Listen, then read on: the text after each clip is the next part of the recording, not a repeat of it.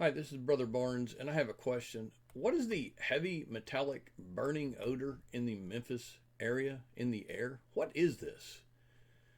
The smell is best that I can describe is the smell of car or truck brakes burning.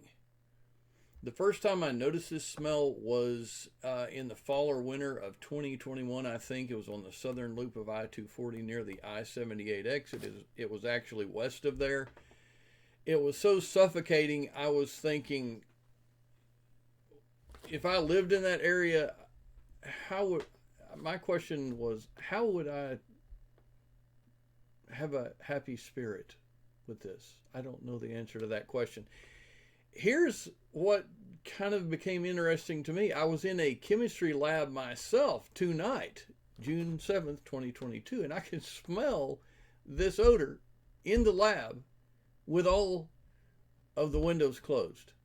That is how invasive, pervasive, and persistent this smell is. It is now in Southaven, Mississippi. It does not smell like cleared wood piled up and burning. That would be a welcome change to this odor. It does not have the funky odor of a house burning.